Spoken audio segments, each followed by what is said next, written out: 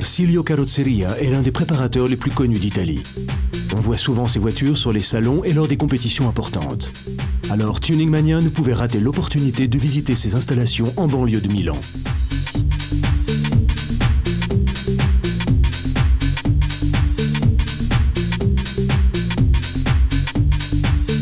On trouve là un atelier de carrosserie entier où l'on réalise différents travaux à la fois. Voici l'un des ouvriers qui installe un kit large sur une BMW série 5. Les pièces sont d'abord fixées sur la caisse d'origine, puis on utilise de la fibre pour intégrer le nouvel ensemble.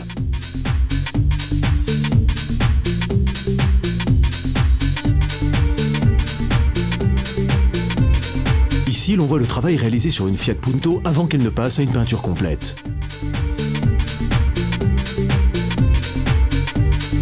Et là, c'est une Seat Leon déjà terminée, prête à engranger les succès lors des manifestations.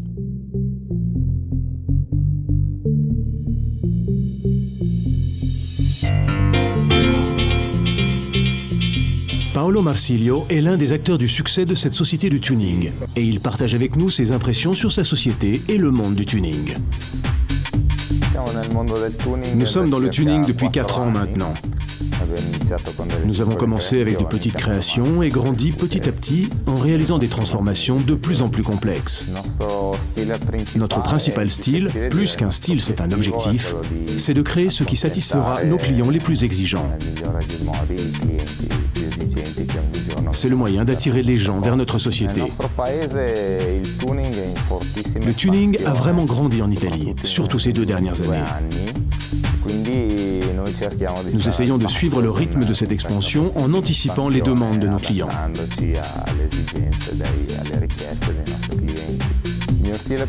Mon style favori, c'est le dub, parce que ce sont des voitures élégantes, ce que personnellement je préfère.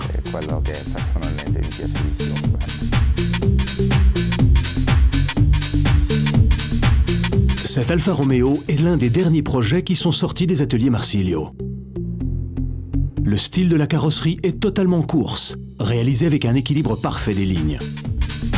Pour cela, on a installé un kit de type DTM en provenance d'une Opel Astra.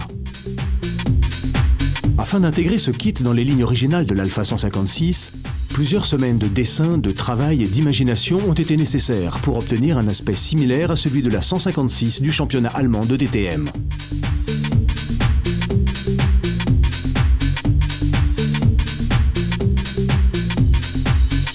On a ensuite ajouté de nouvelles jantes, ainsi que des modifications faites à la main, comme les phares. Il est difficile de reconnaître une Alfa Romeo dans cette préparation, vu que la calandre a disparu, remplacée par un pare-choc intégral et un capot en forme de bec. Les phares proviennent d'une japonaise, une Mazda 6 de dernière génération, et leur intégration sur cet avant est parfaite.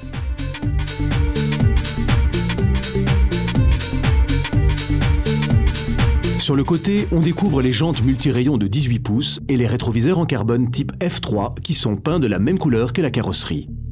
L'arrière montre de nouveaux feux stop de style Lexus et des bouches d'air sur le bas ainsi qu'un aileron en fibre de carbone avec des supports en aluminium. Le moteur n'a subi que 2 simples modifications, une nouvelle admission et un nouvel échappement. À l'intérieur, l'atmosphère est totalement course avec des sièges compétition, un nouveau volant, de nouvelles pédales, un nouveau levier de vitesse, etc. Voilà une manière parfaite de combiner le tuning et la compétition sur une customisation de très haut niveau.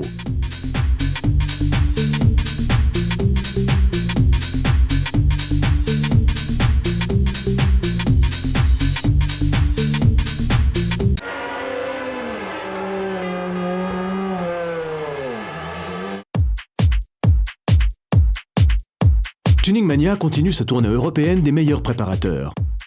Nous sommes à Barcelone, en Espagne, dans les locaux de Power Tuning, pour rencontrer un customiseur au projet éminent. Nous trouvons ici des installations entièrement dédiées à la préparation de voitures et de motos. Leur spécialité, c'est la carrosserie, bien qu'ils fassent de tout, de l'installation de systèmes audio au garnissage. Ils disposent aussi d'un catalogue étendu où l'on peut choisir les meilleurs composants. Cette Seat Ibiza est l'un de leurs plus grands succès. On apprécie facilement les modifications faites à la main, comme les phares de Fiat ou le capot parfaitement adapté et sa calandre intégrée. La finition de la carrosserie est bicolore, doré pour le bas et violet pour le haut. On a aussi monté une nouvelle jupe avec 2 grandes entrées d'air. Sur le côté, on peut admirer les passages de roues élargis et les jantes sportives de 17 pouces.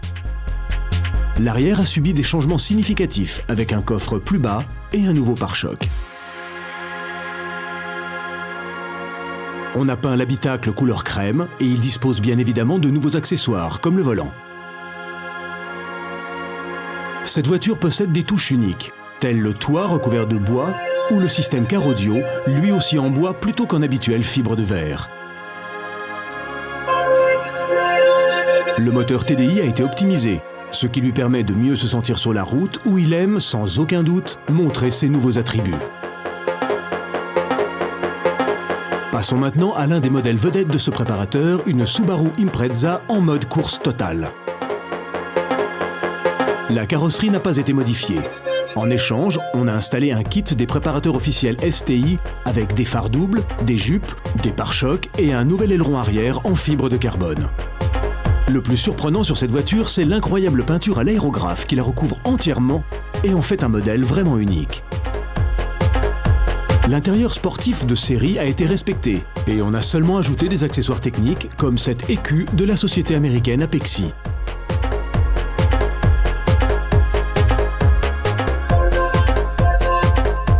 Finalement, on a optimisé le moteur avec un nouveau turbo, des injecteurs au débit plus élevé, une admission, l'échappement et une nouvelle centrale électrique. Au total, le moteur boxeur 4 cylindres de l'Impreza lâche près de 350 chevaux. Voilà une manière bien différente et particulière d'embellir une vraie légende de rallye et un bon exemple des différents styles que Power Tuning est capable d'insuffler à ses préparations.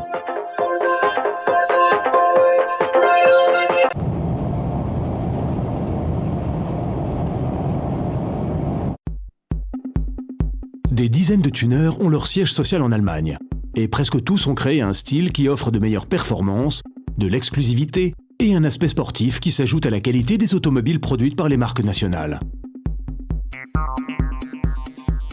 Le contrôle technique très strict que les autorités allemandes imposent à tous les véhicules signifie que la qualité est systématiquement présente, ce qui a encore renforcé la notoriété de ces tuneurs tout autour du monde.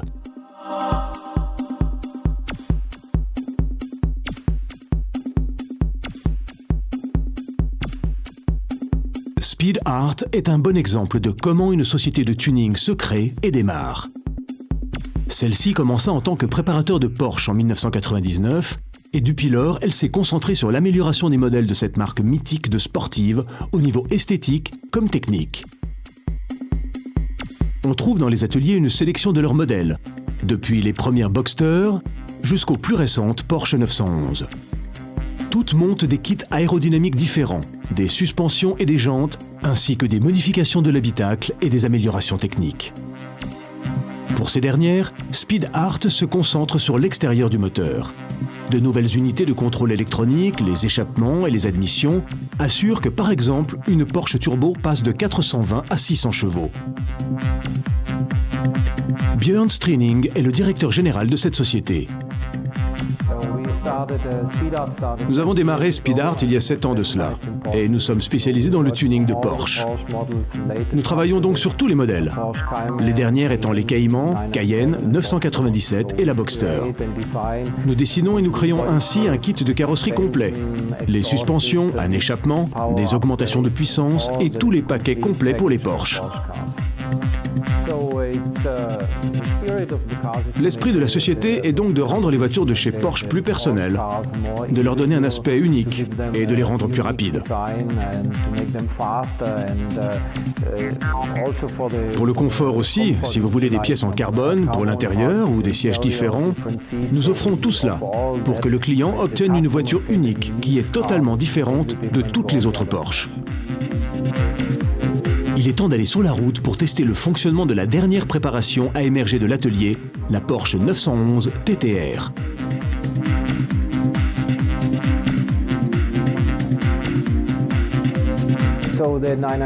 Entre la 997 du magasin et celle que vous conduisez, vous noterez une augmentation de la puissance, de l'ordre de 30 chevaux. La base est une 997 Carrera S et on l'a poussée à 386 chevaux. On lui a mis un kit de carrosserie appelé TTR, comme Twin Turbo Racer, et vous pouvez aussi avoir la voiture avec une puissance de 500 chevaux et un double turbo. On offre ainsi différents paquets, 450 et 500 chevaux.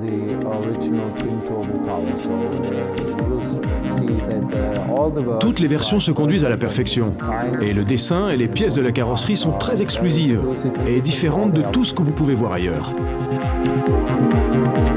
L'extérieur offre un mélange de rouge pour la carrosserie et de noir mat pour le toit et les montants arrière. On identifie immédiatement les composants exclusifs du kit Speed Art, comme la partie basse du bouclier avant. Les bas de caisse ont aussi un dessin unique.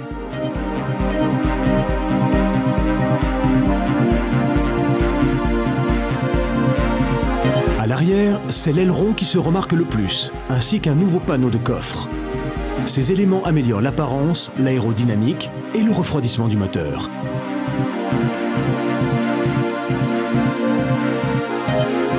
Un autre point clé, ce sont les jantes. Ces modèles en 3 parties de 19 pouces teintées en noir donnent à cette Porsche un air bien plus saisissant. On a également rabaissé la suspension. On a incorporé des portes à ouverture verticale dans la gamme d'accessoires de Speed Art pour un résultat spectaculaire. À l'intérieur, on a seulement changé quelques détails comme le volant et les accessoires qui entourent le conducteur. Sur la route, nous avons pu savourer la poussée des 400 chevaux de la machine. Il n'est pas chose facile de tirer plus de puissance des moteurs atmosphériques, mais chez Speed Art, ils ont combiné électronique et échappement afin d'obtenir non seulement plus de puissance, mais aussi un son enivrant. Des modifications esthétiques et techniques, des voitures exclusives et un traitement personnalisé sont les principes adoptés par la plupart des sociétés de tuning en Allemagne pour devenir de grandes compagnies, dans leur propre pays et en dehors. C'est à ce style que le tuning allemand doit sa réputation autour du monde, et Speed Art, encore une petite société comparée aux grands spécialistes, en est un parfait exemple.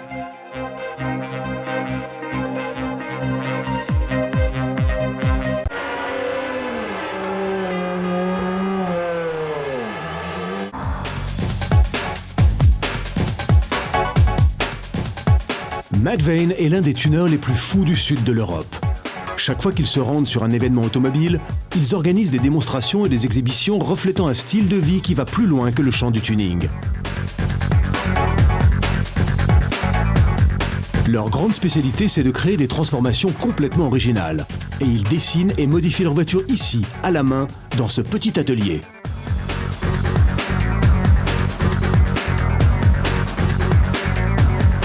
Voici quelques-uns des modèles sur lesquels ils travaillent. Ces modifications sont faites en fibre de verre pour obtenir ces résultats surprenants. Cet Opel Astra sera l'un des showcars de Matt Vane pour la saison.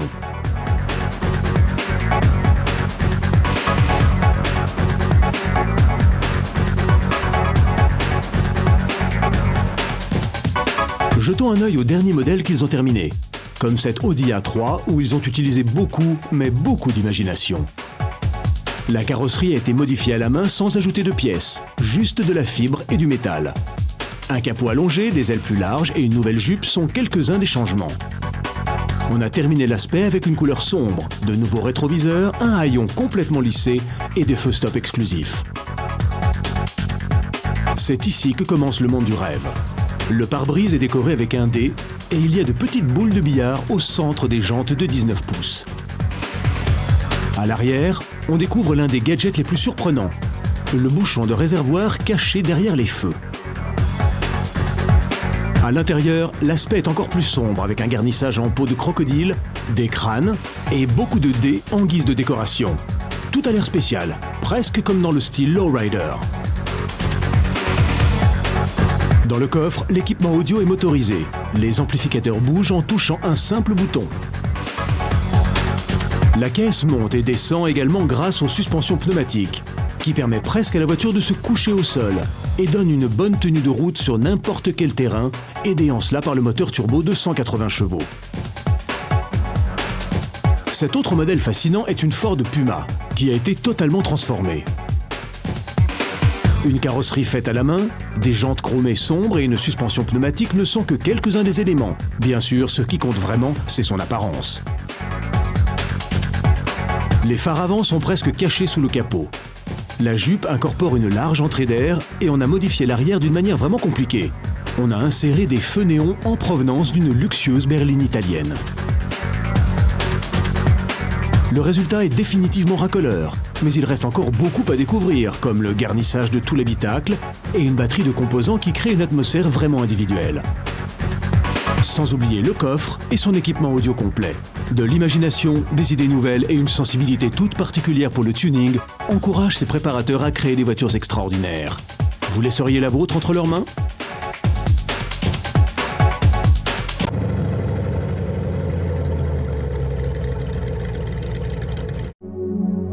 Les kits de carrosserie sont toujours plus populaires dans le milieu de la customisation.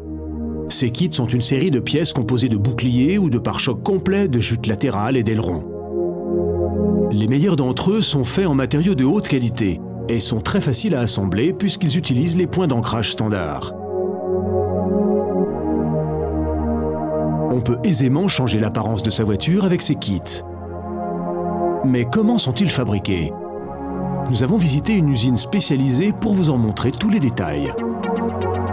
Chaque jeu est d'abord dessiné sur papier. On génère ici des images des nouvelles voitures ainsi que des accessoires qui peuvent être installés sur la carrosserie comme les ailerons, les jupes ou les boucliers. Après cette phase, on passe au moulage de la première pièce, la matrice.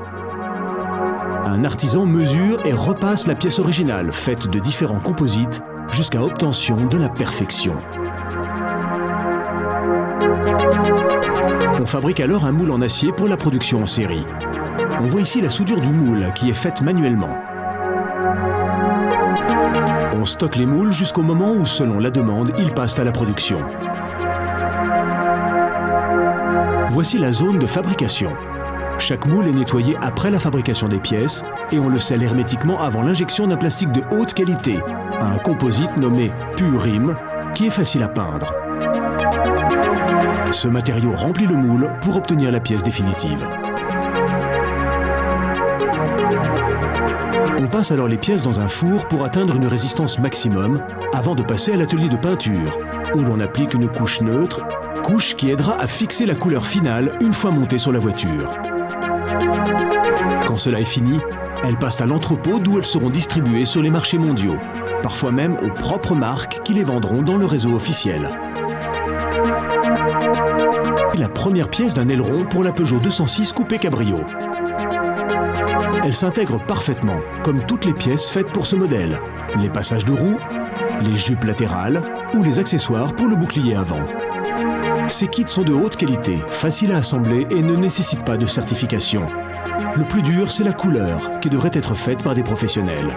C'est sans aucun doute la manière la plus simple de donner à nos véhicules un aspect différent, unique et durable.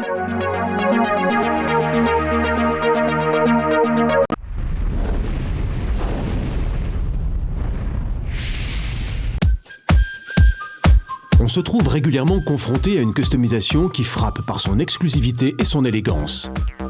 Des voitures qui, après modification, ressemblent peu au modèle d'origine. C'est le cas de cette Seat Leon méconnaissable. Son propriétaire a recherché une modification clairement différente de l'automobile qui est sortie de la chaîne de production. On a conservé très peu des éléments de série. En fait, au premier abord, il est bien difficile de reconnaître le modèle initial. Cette Seat Leon est un modèle qui jouit d'une immense popularité, non seulement dans son pays d'origine, l'Espagne, mais aussi dans toute l'Europe. Comme par exemple en France, où nous avons déniché cette magnifique préparation. À cause de son succès, beaucoup de propriétaires ont tenté la transformation en cherchant à différencier leur voiture du reste. Une mission vraiment menée à bien par le propriétaire de cette Leon que nous vous présentons aujourd'hui. Commençons par passer en revue le travail réalisé sur l'avant de la voiture. Très peu d'amateurs pourraient se vanter de pouvoir reconnaître la voiture qui se cache sous cette calandre et ce pare-choc. Pour ce dernier, on en a adapté un inspiré de celui d'une Lexus LS 460 qui donne une touche d'élégance.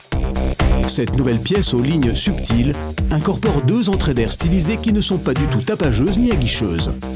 La calandre chromée et les anti-brouillards ressemblent aussi à ceux de la berline japonaise. Les phares non plus ne sont pas d'origine et viennent de la BMW série 5, un autre composant qui rehausse l'exclusivité de cette préparation. Le capot a subi une légère modification qui le fait désormais ressembler à celui de la Volkswagen Golf 4. Enfin, l'écusson Seat a été remplacé par un autre qui contient les initiales du tuner ACC. Sur les côtés, on trouve les bas de caisse sur mesure qui gardent l'esprit tuning par leurs lignes classiques et subtiles. Elles sont un peu plus larges et proches du sol que les originales. Il y a quelques détails pour lesquels nous devrions marquer une pause à ce stade, comme les jantes de 20 pouces Boyd Coddington, les étriers de frein pourpre de D2 à 8 pistons et les poignées de porte chromées.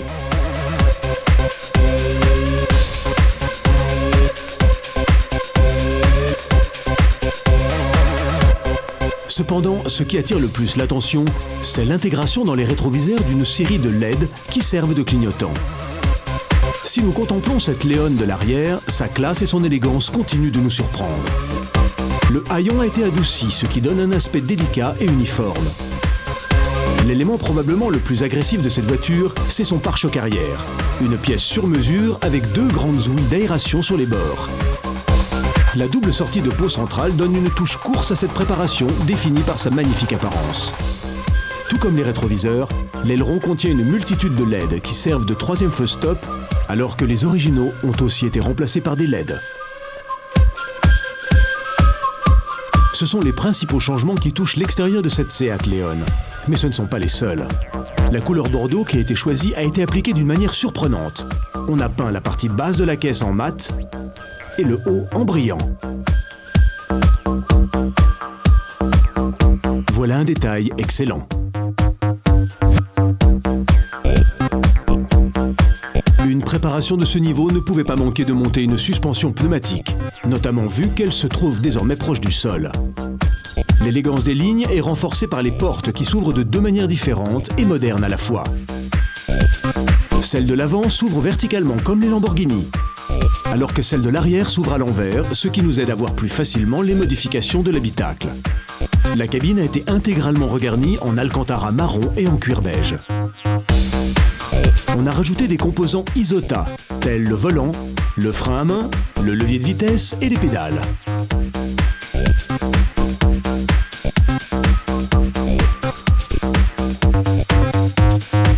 Les sièges d'origine ont été remplacés par des Recaro et on a monté des cadrans supplémentaires sur le tableau de bord qui indiquent la température ou la pression de la suspension pneumatique. Mais le vrai chef-d'œuvre se trouve à l'arrière. On a retiré la banquette arrière et à sa place on trouve un porte-bouteille rempli, comme on l'imagine, d'une bouteille de champagne, alors que les verres sont pendus au toit.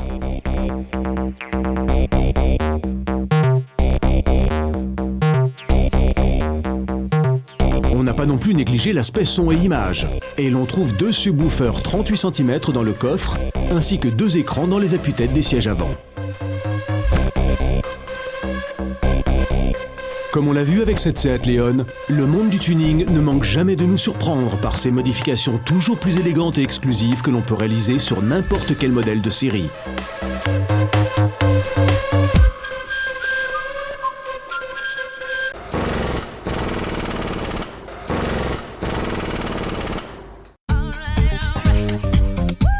Il s'agit de l'un des véhicules les plus connus aux USA.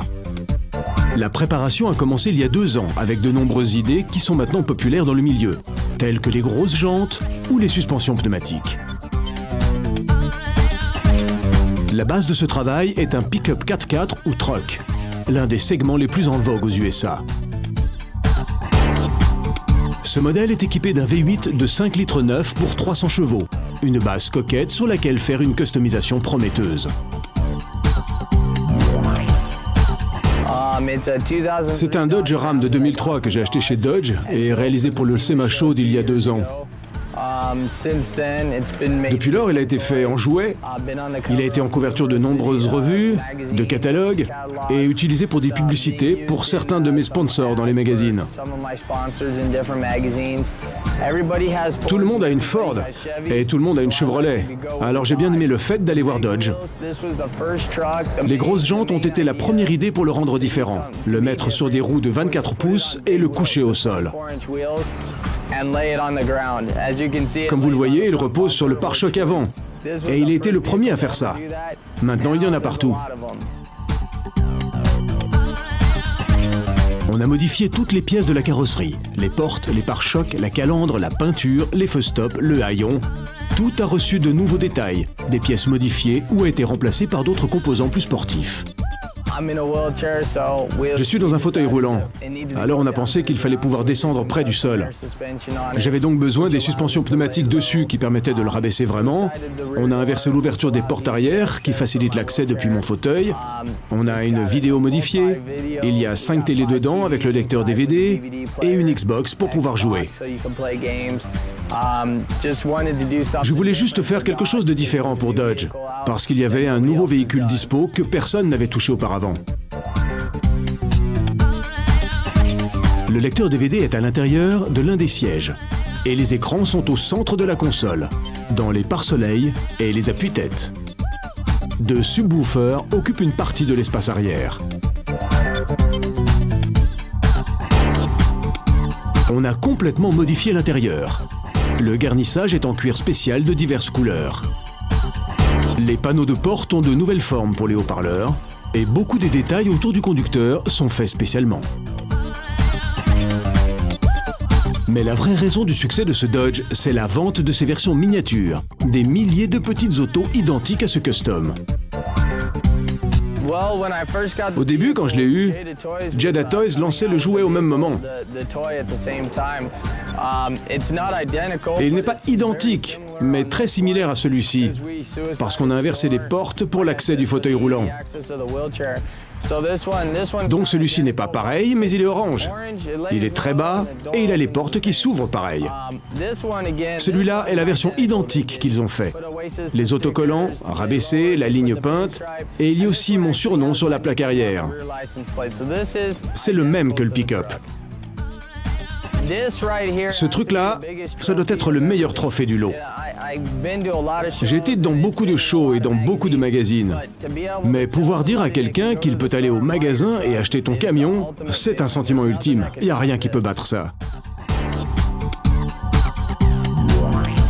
Et comme ça, nous avons ce célèbre Dodge Ram, un véhicule spectaculaire, parfait pour les longs voyages sur les autoroutes américaines.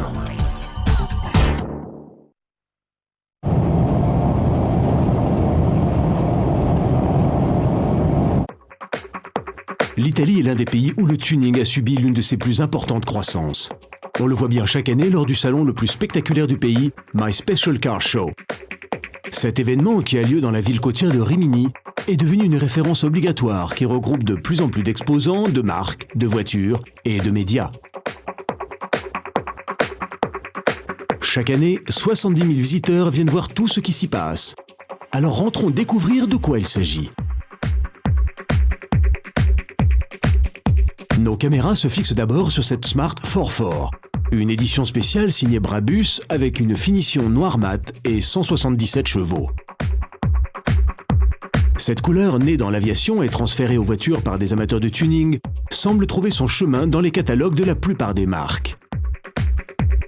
Le résultat est différent et frappant à la fois, comme on l'attend d'une voiture customisée. Le spectaculaire stand de Simony Racing a immédiatement attiré notre attention. Une Mazda RX-8 intégralement modifiée, accompagnée de filles superbes, vous attire vers les produits du fabricant, qui est passé des volants à une gamme complète d'accessoires pour les voitures de route et de compétition.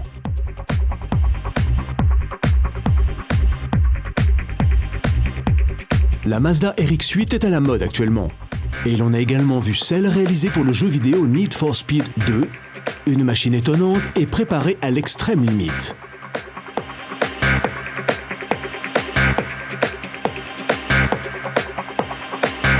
La peinture corporelle devient à la mode tout autour du monde, et bien sûr aussi en Italie, où nous avons repéré cette femme au corps couvert de dessins.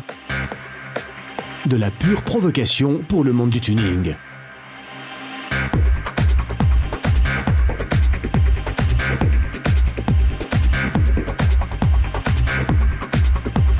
Toyo Tires est une autre marque qui est toujours présente aux événements liés au tuning ou à la customisation. On découvre ici ces deux voitures, une Volkswagen Beetle et une magnifique muscle car américaine, l'une des plus belles de tout le salon. Les muscle cars sont bien connues aux USA, mais deviendront-elles populaires en Europe? Les américaines continuent d'arriver en Europe, telle cette Dodge Ram recouverte de motifs à l'aérographe. Ou bien cette Chevrolet, un vrai classique, rajeuni pour devenir une vedette du monde de la préparation.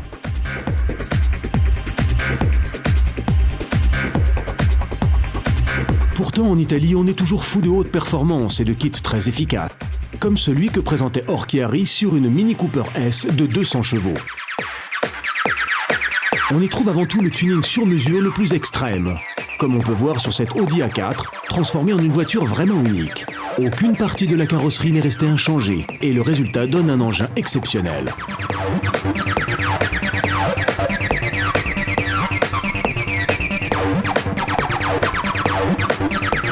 La passion pour les voitures extrêmes est très répandue en Italie, comme nous le montrent ces exemples. Cette Rover a subi une personnalisation intégrale. Certains préparateurs aiment aussi pousser les choses à l'extrême, comme cette Seat Leon modifiée par Marsilio Car. Une décoration extérieure bicolore, des portes à ouverture verticale, un habitacle entièrement repeint, aucun détail n'a été négligé sur cet engin.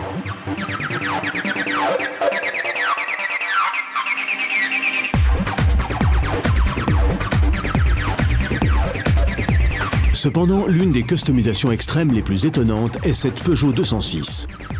Comme on peut le voir, l'intérieur comme l'extérieur, ainsi que le capot, le coffre et chacune de ses pièces ont subi un traitement approfondi. Cela vaut vraiment la peine de regarder de plus près cette auto pleine d'idées brillantes.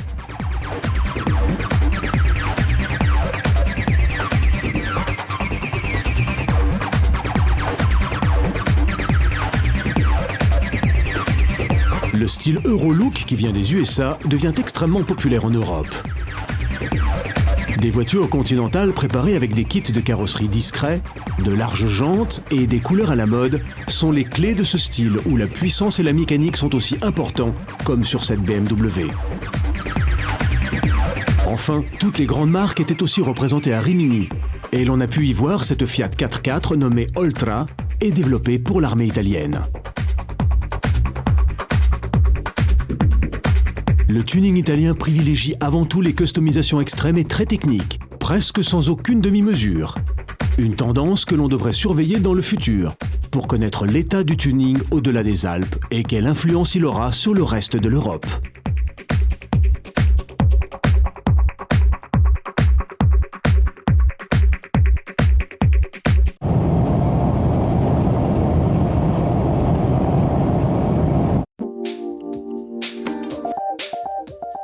Chaque année, Tuning Mania parcourt des milliers de kilomètres pour vous fournir les meilleurs reportages sur le tuning mondial. Notre récompense pour toutes ces heures passées sur la route, ce sont les événements comme le Tuner GP en Allemagne. Organisé par Sport Auto Magazine, le Tuner GP réunit chaque année les meilleurs véhicules, préparés pour s'affronter sur le circuit et contre le chronomètre, afin de décider qui est le meilleur d'entre tous.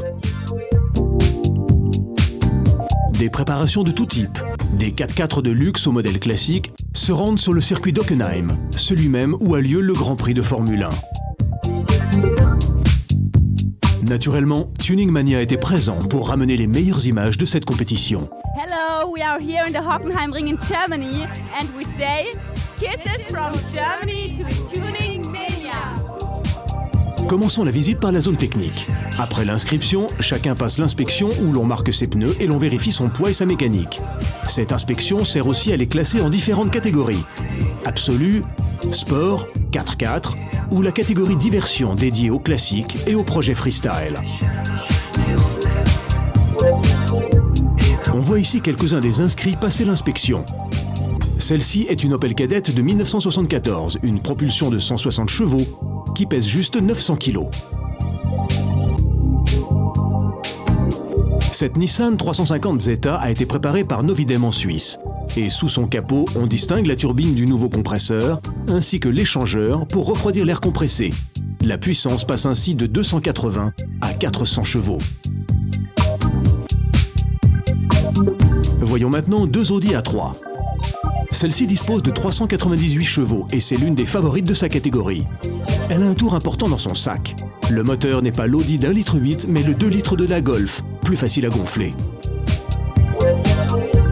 Arrêtons-nous pour jeter un coup d'œil à cette Porsche 911 par Edo Motorsport. L'équipe est en train de mettre les autocollants sur l'arrière avec une attention toute germanique. Son moteur turbo-compressé développe 590 chevaux et le châssis a été allégé le plus possible. Même les phares sont en fibre de carbone. Il y a des modèles de toutes sortes, y compris des japonaises comme ces Nissan qui viennent du Royaume-Uni. Une fois les voitures inspectées, elles passent au stand et les essais commencent. Lors du Tuner GP, ces dernières luttent pour le meilleur temps sur un tour et non pas pour la meilleure position, comme par exemple en Formule 1. Les voitures courent en 2 séries et on garde le meilleur temps pour déterminer l'ordre. Le GP inclut aussi une compétition de drift où les pilotes marquent des points selon le spectaculaire de leur performance. Il y a beaucoup de travail dans le stand de Tech Art. C'est l'un des premiers préparateurs de Porsche d'Allemagne. L'équipe a participé à 10 éditions du Tuner GP et elle est bien décidée à faire de son mieux. Ils ont donc amené 3 voitures pour courir. Les premières séries chronométrées commencent.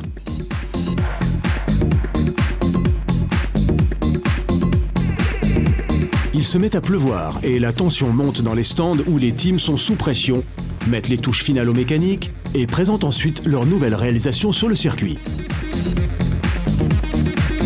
Mercedes et Porsche attirent énormément l'attention sur un circuit et l'alternance de soleil et de pluie rend le travail des pilotes encore plus difficile.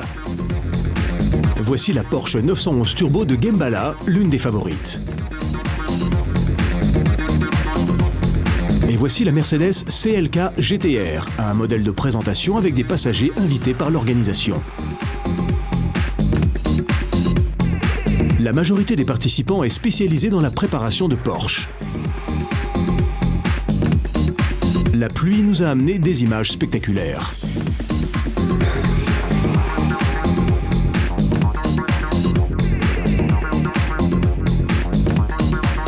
Il est temps de savoir qui sont les vainqueurs. La 911 GT2R, préparée par Edo Competition et pilotée par Patrick Simon, a été vainqueur dans l'ensemble, devant la petite Dunkervoort de Michael Duchting et la 911 GTR de Wolfgang Kaufmann, préparée par Gembala. Après la course, toutes les voitures posent pour le public. Les participants à cette édition se rejoignent tous sur le circuit. Mais personne ne bouge de son siège.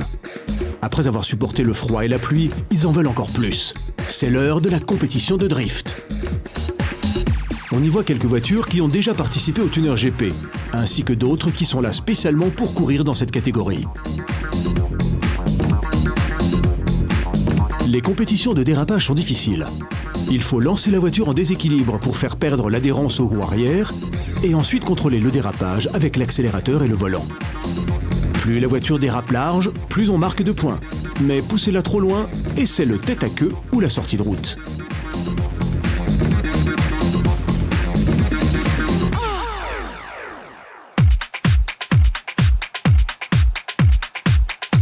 On a vu une Ferrari Testarossa qui était venue courir le Drift Show.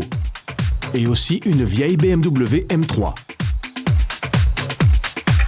Après elle, venait une Mercedes CL préparée par MKB. Voici venir la BMW Touring de l'équipe hollandaise de drift où court aussi cette Nissan 200.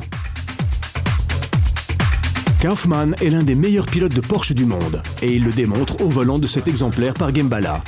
Vraiment spectaculaire. Il y a plusieurs BMW M3 sur le circuit, mais la plus extraordinaire est celle-ci, la puissante et légère CSL, capable de faire des dérapages comme celui-ci.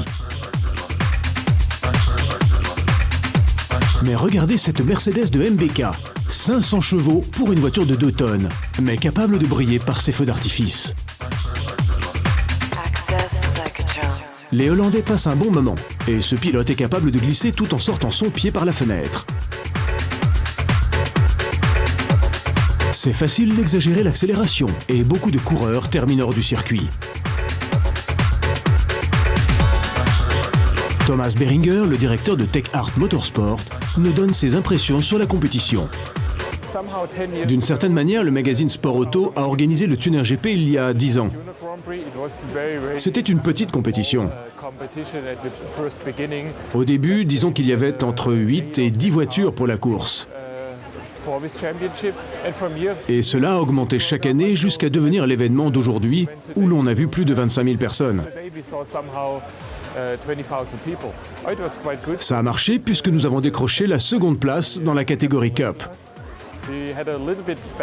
Nous avons eu un peu de malchance en arrivant à court de carburant. Donc on aurait dû arriver les premiers. Mais c'est ça la course, vous savez. Le drift marche très fort. Nous avons 3 voitures en course et gagné la 3e place sur l'ensemble. C'est un très gros succès et bien sûr un gros événement pour les spectateurs. C'est étonnant de voir autant de gens ici.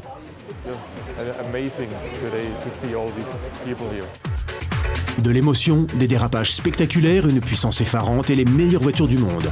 Voilà le Tuner GP, l'un des spectacles de tuning les plus importants et dynamiques d'Europe. C'est une date que tous les amateurs de tuning du continent savent qu'ils ne peuvent pas rater.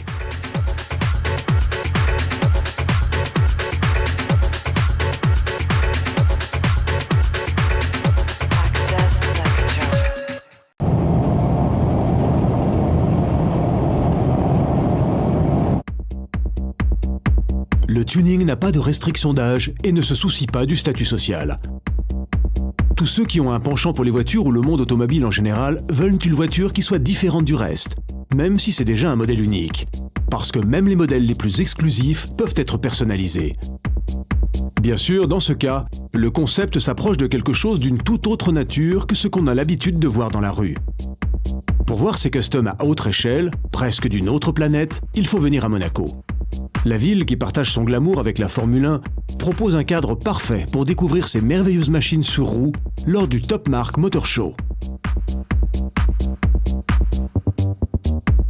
Dès l'entrée, on se trouve arrêté par de magnifiques Pagani Zontas, qui ont la tâche de nous accueillir sur le salon et qui ne nous laissent aucun doute sur ses intentions. La Roadster F à la carrosserie en carbone et la Zonta F partagent tous deux des caractéristiques époustouflantes venant de leur moteur V12 du département AMG de Mercedes. Avec 650 et 602 chevaux respectivement et une cylindrée de 7,3 litres, la vitesse maximum annoncée est de 345 km/h.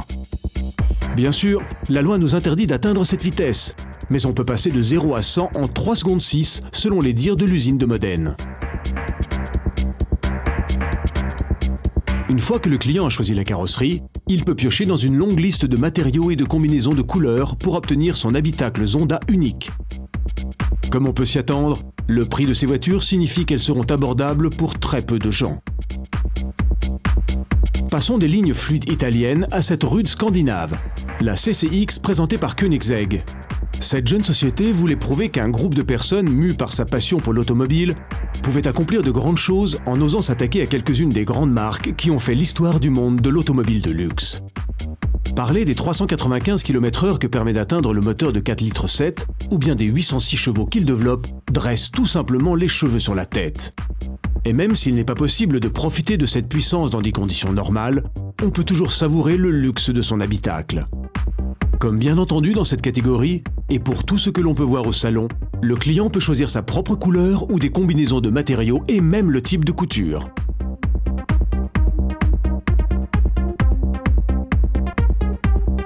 La passion automobile coule dans les veines des Italiens.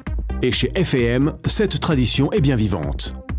On retrouve derrière ces initiales 2 hommes qui partagent la même passion, Antonio Farelli et Rossello Mazzani. Ensemble, ils ont exprimé cette passion au travers d'une voiture unique, l'Anta, dont le nom signifie aigle en étrusque.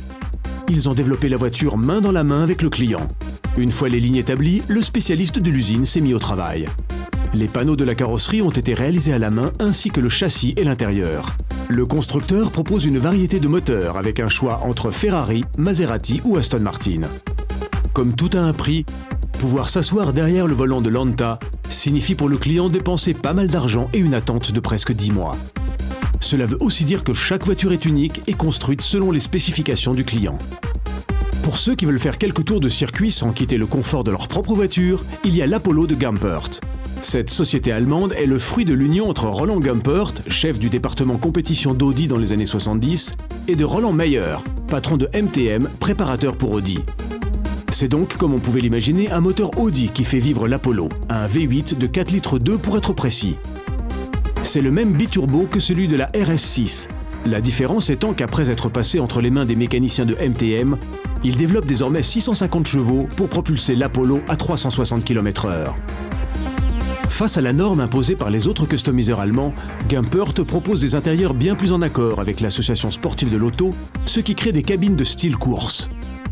Avant de monter à bord, il faut retirer le volant, se glisser dans le siège et ensuite le remettre, comme sur une Formule 1. Sur l'Apollo, les habitacles sont aussi faits selon les spécifications du client, le siège du pilote étant fait sur mesure dans la même usine. Quelques touches de cuir sur le carbone qui habillent l'intérieur réaffirment son élégance.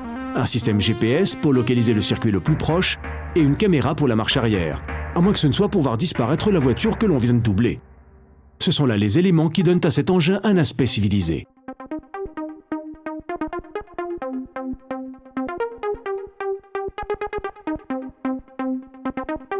En continuant sur le thème du supercar, et pour ceux qui voudraient conduire quotidiennement une voiture de course, voici la Mosler MT900S. C'est la version de route de la gagnante en GT aux USA et en Europe. La MT900S renferme un moteur General Motors de 5,7 litres capable de 440 à 600 chevaux. On peut aussi choisir une boîte manuelle Porsche à 6 rapports et une séquentielle Hewland.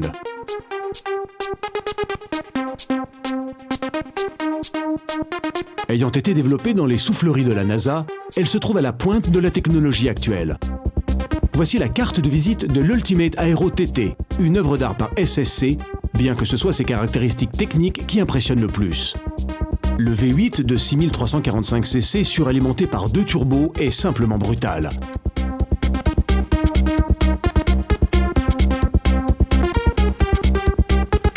La voiture a montré une stabilité extraordinaire à 439 km/h dans la soufflerie. Au-dedans, l'habitacle très raffiné nous transporte dans un monde où domine le progrès et le luxe. Le système audio de dernière génération, le GPS et l'écran vidéo attirent notre attention et nous démontrent que confort et sport peuvent aller ensemble. Tout à l'opposé de la philosophie derrière l'Aero, qu'Aparo présentait la T1. Ouvertement inspiré de la Formule 1 plutôt que d'une routière traditionnelle, le dessin et les accessoires essayent tant bien que mal de cacher leur origine, puisque cette super sportive est le fruit de l'imagination de 2 anciens ingénieurs de McLaren.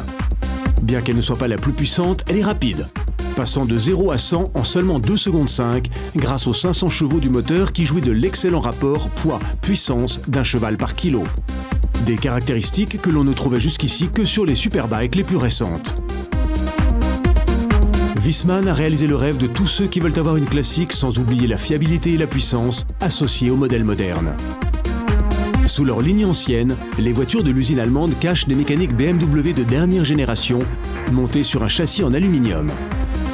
La GT renferme un moteur V8 de 4,2 litres qui développe 367 chevaux. Et pour la Roadster, Wiesmann propose un moteur de 3 litres de 231 chevaux ou bien le puissant bloc M3 de 3,2 litres qui atteint les 343 chevaux. Leurs clients peuvent choisir entre une boîte traditionnelle à 6 rapports ou la séquentielle SMG2. Représentant le muscle de sa catégorie, les intérieurs sont construits selon les spécifications du client et l'on prend soin du dernier détail jusqu'à la couleur du fil utilisé pour la couture. C'est pour cette raison qu'il n'y a pas 2 voitures Wiesmann identiques dans le monde, un fait dont ils sont très fiers.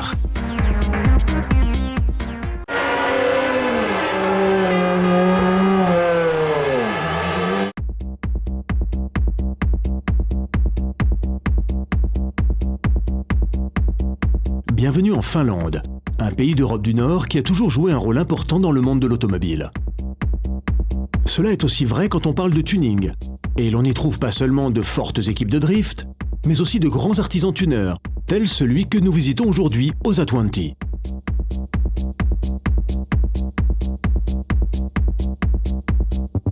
Kimmo nous parle de sa société. Bienvenue en Finlande. Nous nous trouvons à Turku et voici notre société.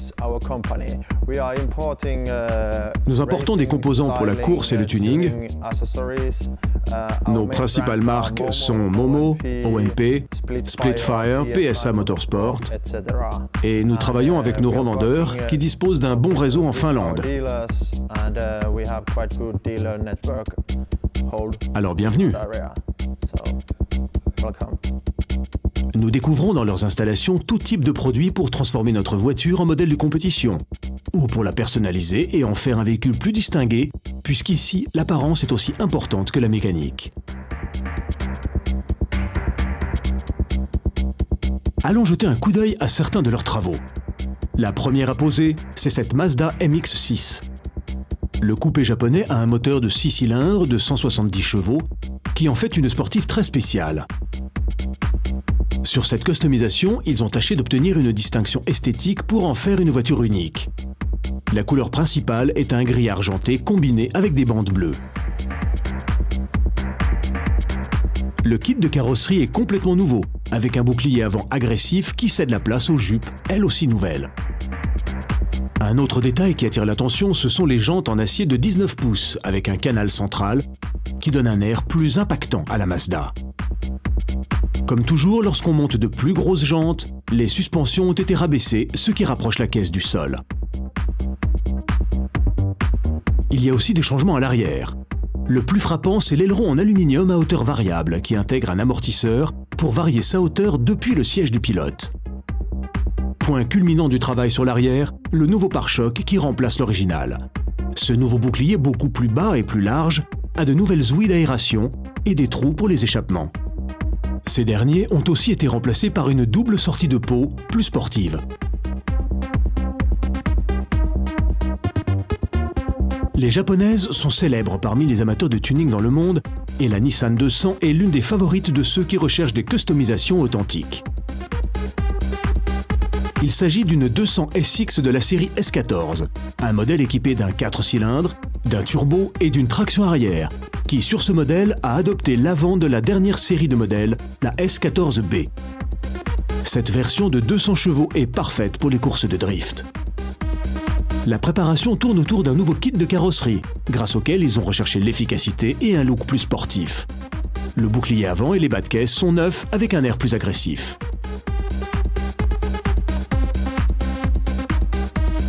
On a entièrement peint la carrosserie d'une couleur rouge très vive, avec plusieurs couches de lac pour une finition comme un miroir. Ce qui signifie que le capot contraste encore plus avec le reste de l'auto. Cette pièce en fibre de carbone complètement noire réduit le poids de 20 kg. Il dispose aussi d'une aération dynamique pour évacuer l'air chaud du compartiment moteur. Les jantes sont un autre des changements radicaux. La combinaison de pièces en acier à 5 bâtons à la finition granitée est bonne, ajoutant une touche d'élégance et d'agressivité. Les ressorts et les amortisseurs sont évidemment nouveaux et ramènent la voiture très près du sol.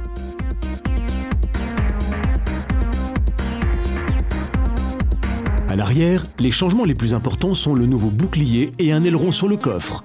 Deux touches discrètes qui visent à améliorer l'apparence de la voiture sans la rendre excessivement voyante.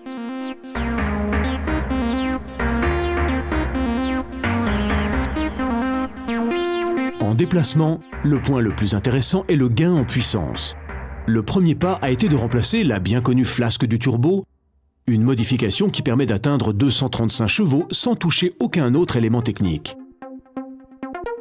On a ensuite ajouté une barre de renfort ainsi qu'une écope sportive directement montée sur le capot, une unité électronique centrale Apexi, un nouveau pot d'échappement et d'autres détails comme un injecteur Nismo et un échangeur beaucoup plus gros. Cette mécanique développe désormais environ 300 chevaux. C'est parfait pour conduire cette Nissan sur les routes sinueuses que l'on trouve partout en Finlande.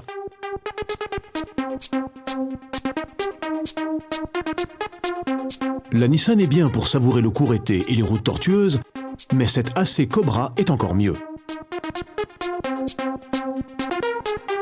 Ce modèle américain a aussi été modifié par Osa 20, qui lui a ajouté différents accessoires, comme ses sièges sportifs type baquet ou un nouvel arceau en acier inoxydable poli. Les jantes aussi sont neuves, des 17 pouces à 5 bâtons, idéales pour passer encore plus de puissance au sol. L'intérieur recèle un kit de freinage de la marque italienne Brembo avec des étriers rouges et des disques perforés plus grands. Sous la superbe carrosserie dessinée par l'équipe de Carroll Shelby à la fin des années 60, se cache un moteur Ford V8 à la cylindrée de près de 6 litres, grandement modifié et poussé juste au-dessus de 415 chevaux. Largement suffisant pour passer sans effort de rouler tranquillement à atteindre des vitesses de compétition en poussant sur l'accélérateur. Osa 20 nous a montré comment en Finlande, ils font non seulement de bonnes voitures, mais aussi dans différents styles, avec une passion pour les composants et les customisations plus courses. Tout cela sans perdre de vue la popularité croissante du marché. Félicitations!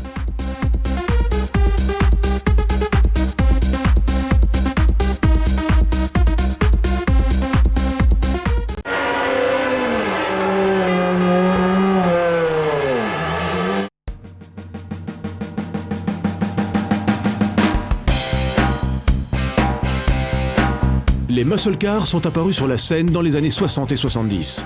Il s'agissait de gros coupés américains aux énormes moteurs V8 à traction arrière. Faciles à modifier, ils ont régné sur les rues pendant une décennie.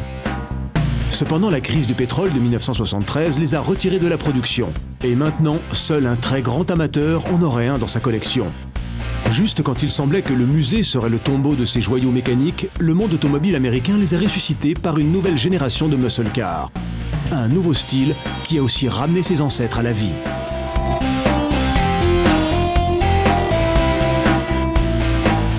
Voici 3 des modèles les plus représentatifs des années 70. La noire est une Dodge Challenger Cuda, une version complète avec le fameux moteur V8 à piston hémisphérique. Il développe 425 chevaux pour une cylindrée de 6 litres 9 et des spécifications qui viennent juste d'arriver en Europe au XXIe siècle.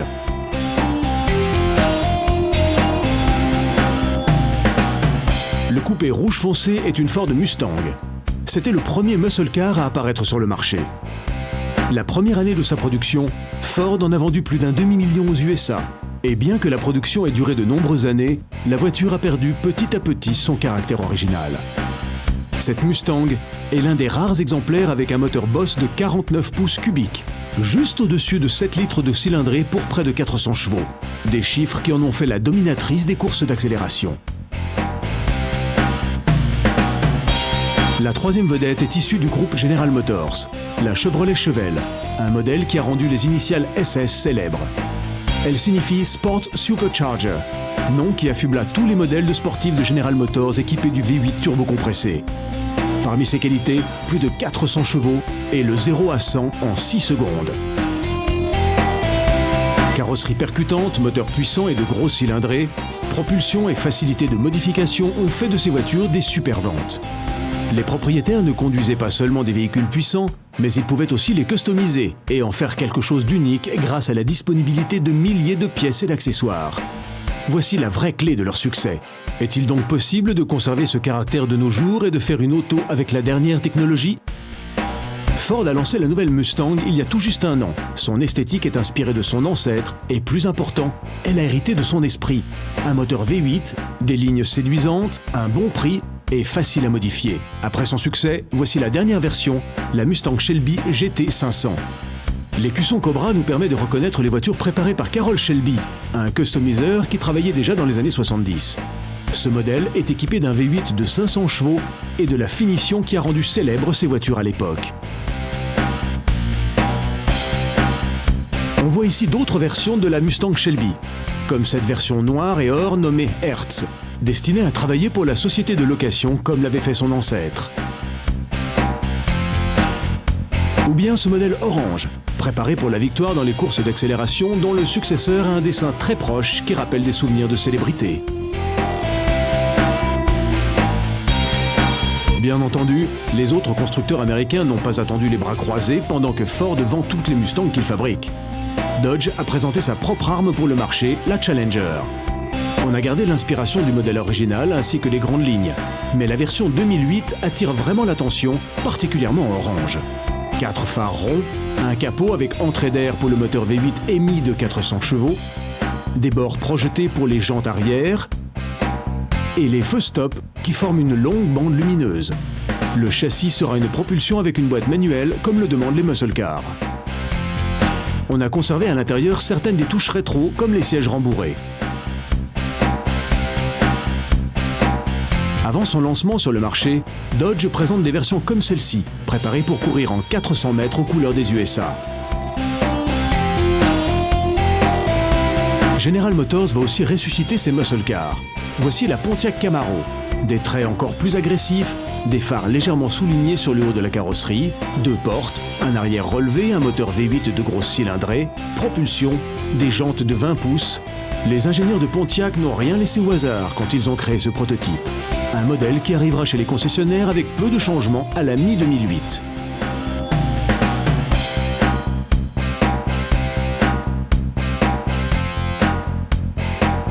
Ce ne sont pas juste les constructeurs qui ont généré cette nouvelle fournée de muscle cars.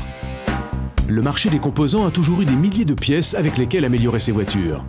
Même si les prototypes présentés par les constructeurs disposent de leur propre ligne de produits de tuning pour ces gammes, le marché des composants va encore plus loin. On peut trouver des kits de carrosserie complets, comme ce nouveau châssis de Mustang par Dynacorn pour créer son nouveau muscle car des années 70. Les muscle cars sont de retour. Ils sont devenus l'une des tendances automobiles les plus importantes avant même que les nouveaux modèles de Dodge et de General Motors soient à la vente. Tout ce qui nous reste à faire, c'est de souhaiter bonne chance pour 40 ans encore à ces emblèmes du muscle américain.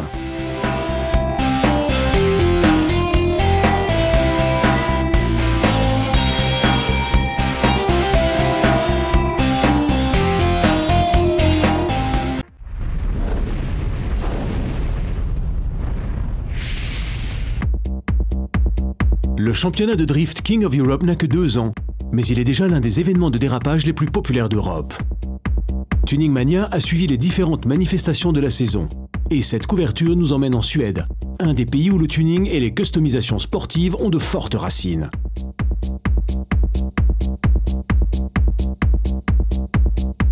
Après la traversée en ferry, nous conduisons sur les routes suédoises vers l'aéroport de Västerås, là où il y a des portions d'asphalte parfaites pour le drift.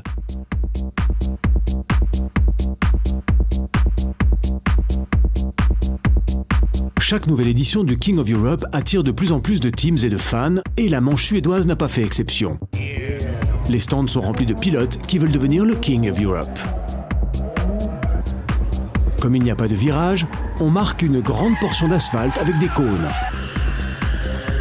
La compétition consistera entièrement de manches individuelles et les juges prendront en compte les glissades et la conduite spectaculaire sans aucune faute. Que la fête commence! Il y avait parmi les participants quelques modèles classiques suédois, comme cette Volvo 240 Turbo des années 80, une berline à 2 portes qui, correctement préparée, peut exécuter des dérapages comme ceux-ci. Bien sûr, certains pilotes nordiques choisissent la classique Nissan 200S.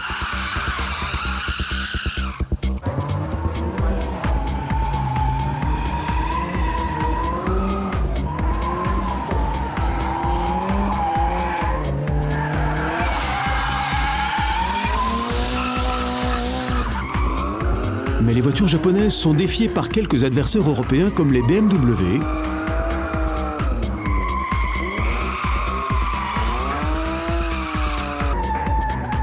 et aussi les Ford Sierra, une voiture qui, avec les préparations nécessaires, devient une bonne machine pour glisser.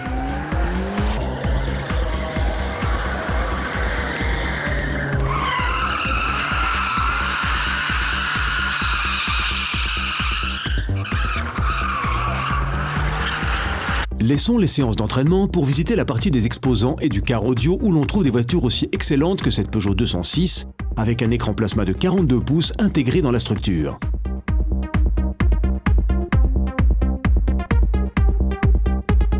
Ce cabriolet parfait nous montre la passion mise dans la réalisation de certaines des meilleures préparations du pays. Tout simplement spectaculaire. Les filles font un petit spectacle pour divertir le public.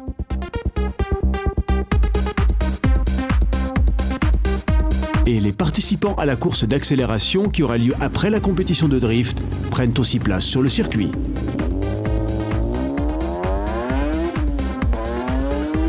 Revenons à la compétition. Cela peut paraître incroyable, mais les Volvo ont montré être les meilleures glisseuses de la journée, avec des dérapages et un contrôle vraiment excellent. Cette BMW 6 cylindres démontre aussi ses prouesses, et c'est l'une de celles à passer en demi-finale. La Nissan 200 SX de l'équipe finlandaise est une autre voiture à se comporter parfaitement. On la verra plus tard en finale. Encore une fois, nous concentrons notre attention sur la Ford Sierra. Son pilote a effectué une excellente série de dérapages et il décroche donc le dernier ticket pour la finale. Commence alors la session finale. On décide les courses par élimination. Donc si un pilote se trompe, il sort de la compétition.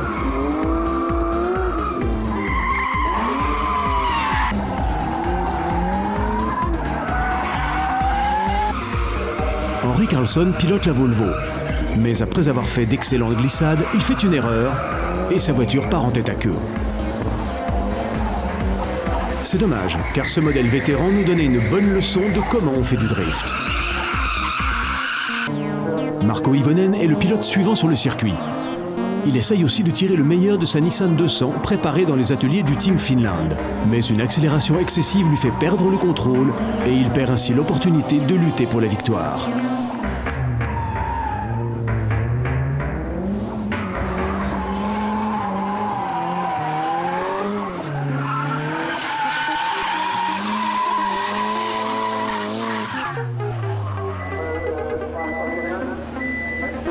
La finale aura lieu entre Hannes Nordström sur la BMW et Nicolas Heyer au volant de la Ford Sierra.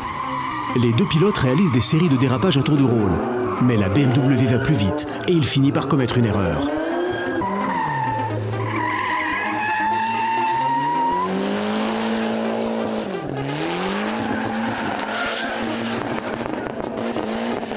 La victoire finale va donc à Nicolas et sa Ford Sierra, et voilà sa manière de le célébrer, avec une session de glissade dans le plus pur style drift.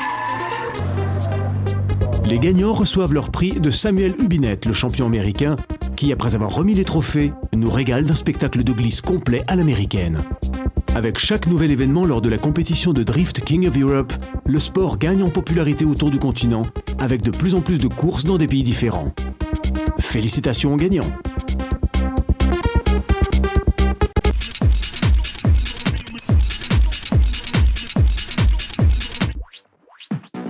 Voici l'une des voitures les plus extravagantes qui roulent n'importe où dans le monde.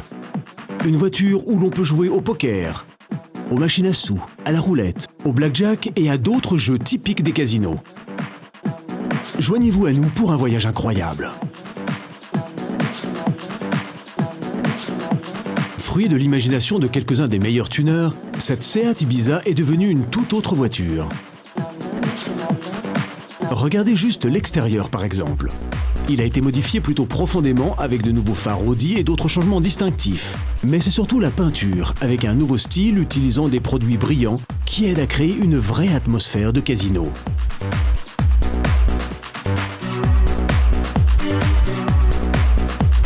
Il y a aussi de nombreux détails à l'arrière, comme les feux stop qui intègrent des billets de 500 €.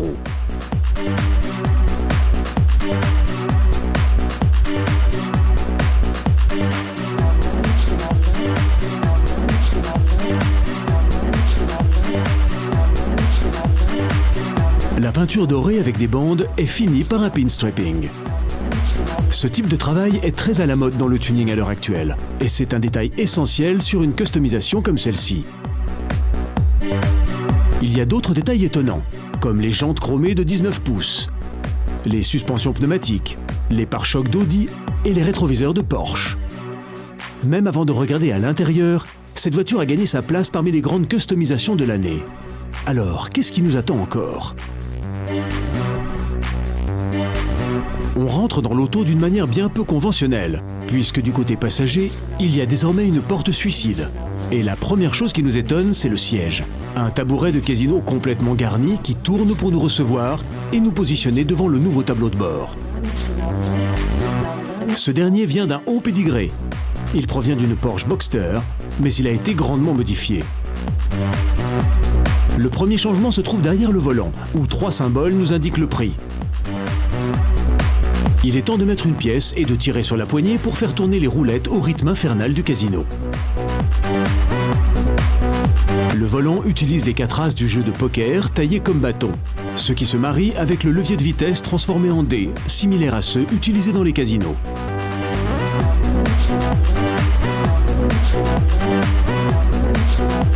Le garnissage en feutre vert et velours pourpre crée une atmosphère spéciale, aussi bien sur le siège du conducteur que sur les panneaux de porte, le toit, le tableau de bord et partout ailleurs. Rien ne nous rappelle que l'on se trouve dans une voiture, c'est un vrai casino mobile. Il y a des cartes et des jetons partout, collés sur les portes et peints sur certains détails. La partie passager inclut aussi des bandiments chauds complets, avec fente et boutons. Dans ce cas, le siège vient directement d'un casino ajustable en hauteur et avec frange, une vraie œuvre d'art. Le coffre est la partie la plus surprenante de toutes. Il s'ouvre maintenant à l'envers pour que l'emplacement des sièges arrière, le coffre et sa prolongation jusqu'au haillon forment un seul espace.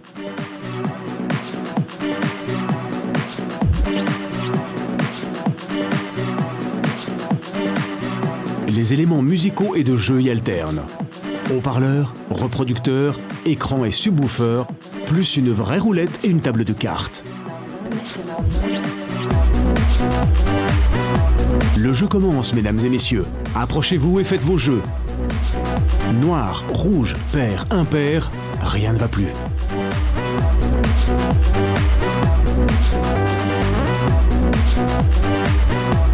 Comment ont-ils réussi pareil résultat ? C'est le grand secret des préparateurs de cette voiture. Mais il y a une chose que l'on peut dire sans retenue. Ils ont créé, aussi bien au dedans comme au dehors, une voiture sur le thème de Las Vegas vraiment unique.